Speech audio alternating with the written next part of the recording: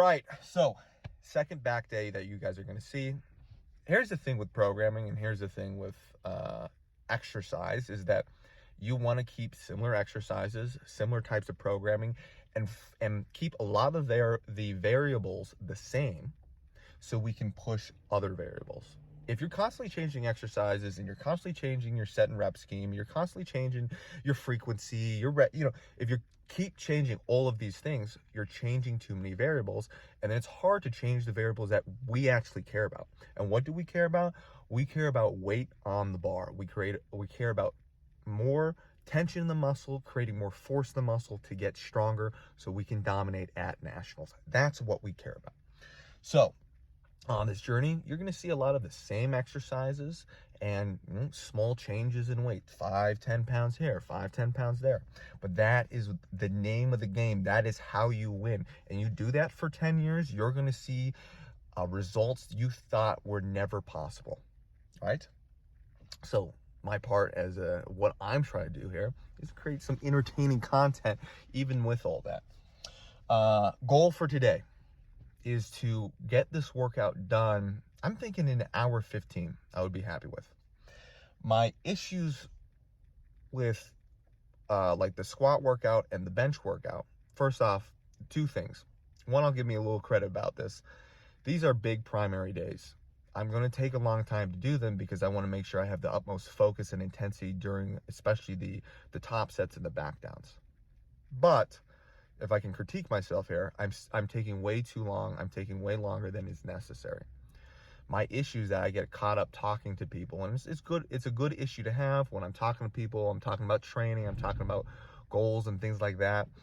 But I can accidentally spend 10-15 minutes talking to someone, helping them fix their shoulder positioning, when in actuality I have work of myself I have to do. So that is something I need to be focusing on definitely today and moving forward, is that I'm doing my workout. Maybe I talk to the camera a little bit, but then that is it. All right. Now, the other thing I want to talk about is I'm wearing my West Side sweatshirt again. I'm wearing some black sweatpants, both clothes that I've worn before. And I want to talk about something you might not be expecting, and that's smelling in the gym. I don't really smell. I don't cook up a lot of BO. There's a reason for that.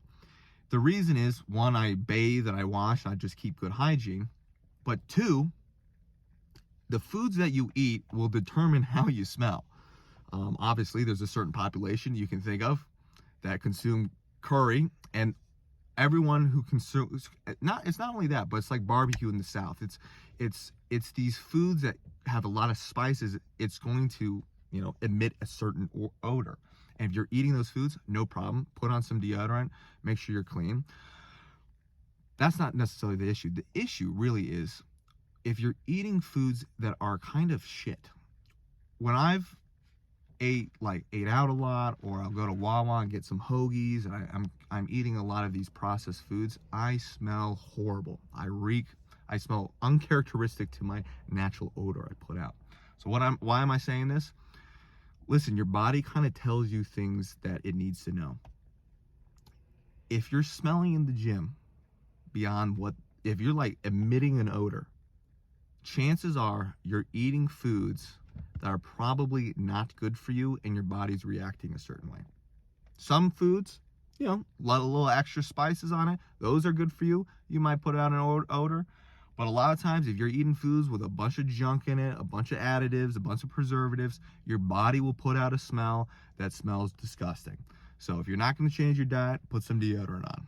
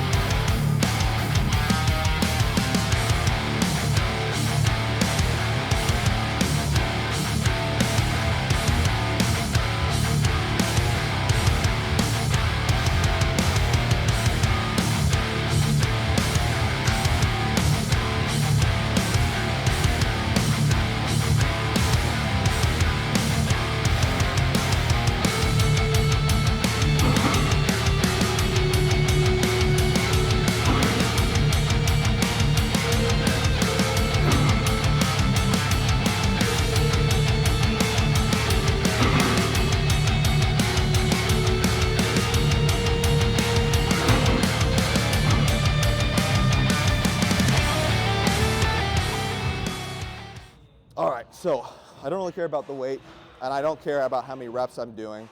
What I care mostly about is kind of getting my forearm pumped up and getting some blood flow in here. So BFR, what is BFR? That's blood flow restriction. What we're doing is the band is tight enough to restrict the venous return. Your veins sit on top of the muscle. So it's restricting the venous return, but it's still allowing arterial blood flow. We always want to do that, obviously. Unless you just got shot in the leg and you need to put a tourniquet on, that constricts everything. We never want to do that when we're training. We only want to restrict the venous return. Now there are protocols online. I'm sure you can chat GPT it or Google it. I believe the protocol is like 30 reps, rest 30 seconds, 15 reps, rest 30 seconds, 15 reps. And you go through that a couple times. What BFR is really painful. It's like an unbelievable pump that you've never experienced before. I'm not gonna do that. I don't really feel like I need to be doing that. All I need to do is get some good blood flow in there, get a little bit of a pump going, and kind of distract my body away from this perceived pain I'm having. That's kind of like the goal. So this little forearm machine here by Jim Lico, it's an amazing way to do that. I'm just using my hands, getting a lot of blood flow in there, kind of to the point where it's pretty uncomfortable, and then I'll take the band off. And I'll let you know on the next couple exercises how I feel about that. There's one more. This little handle thing, I don't know what it does, but we can check it out.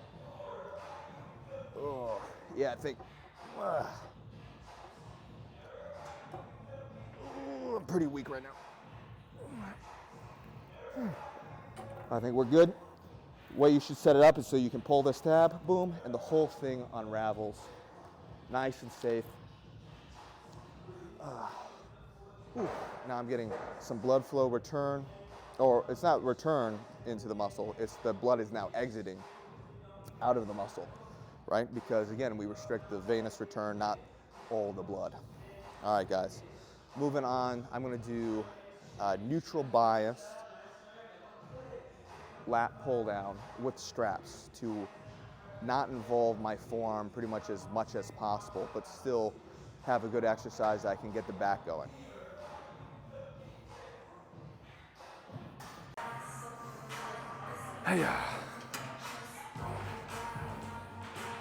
All right, forearm irritation is kind of gone right now, but we're being smart. So, got this neutral grip bar, using my straps as much as possible. And I'm still trying to focus. The benefit of a pronated grip is that you can get a bit more focus on the mid-back compared to a neutral or supinated grip that puts a lot more of the focus on the actual lat. So it's not impossible to focus on the mid-back when using a neutral grip, obviously, but that's gonna be the goal here, is instead of bringing the elbows straight down, I'm bringing the elbows back slightly. All right.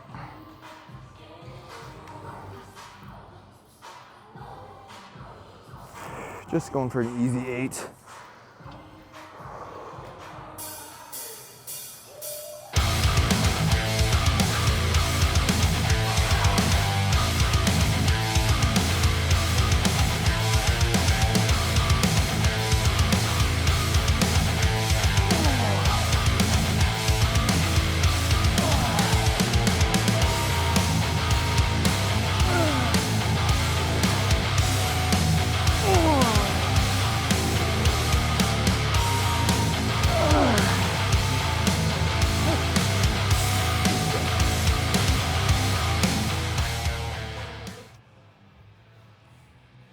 All right, workout is complete, back day. I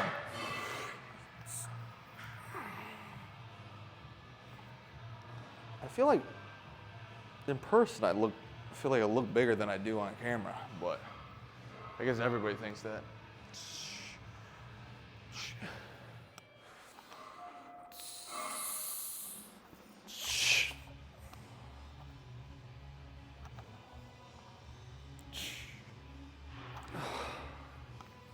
pretty successful. As far as time-wise goes, I was definitely a bit more focused today.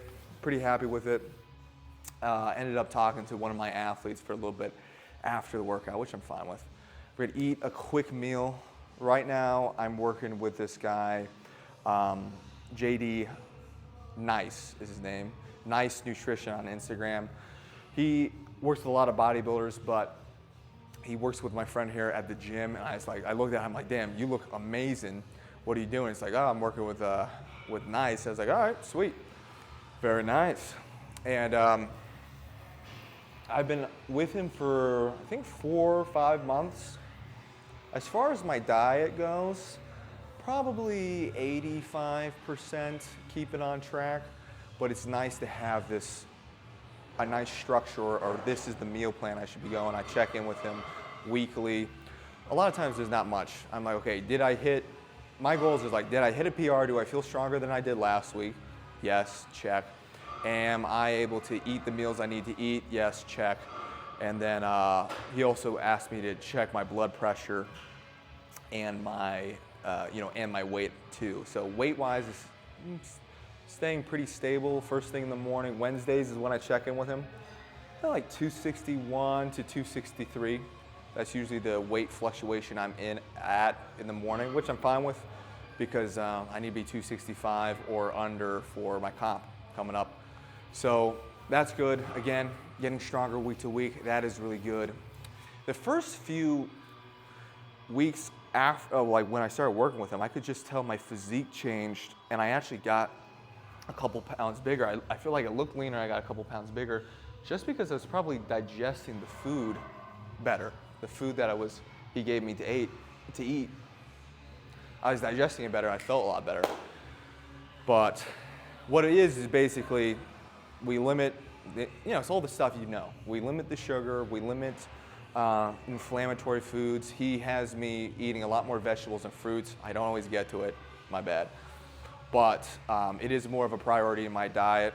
Actually, we dropped the protein down a little bit and we increased the carbs. John Heck talks about this, but carbs are really key for performance.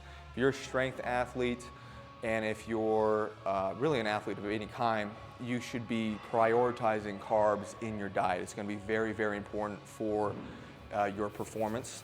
They're protein sparing, meaning your body's going to be less likely to use protein for energy and more likely to use it for what we need it to be, which is building muscle.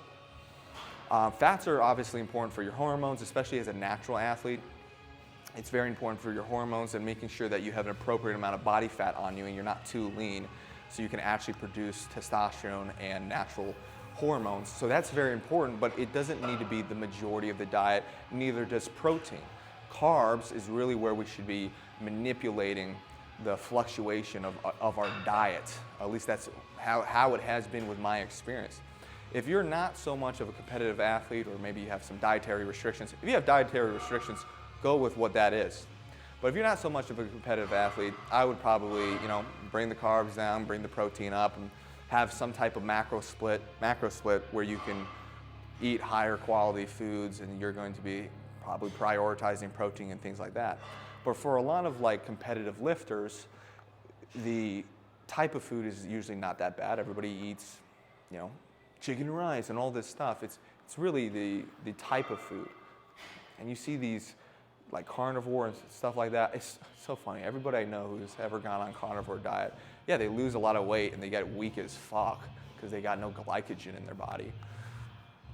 And then they do it for a couple months and then they go back onto their previous diet and they just gain all the weight back. So ridiculous. Not super lean, but I think I'm lean enough.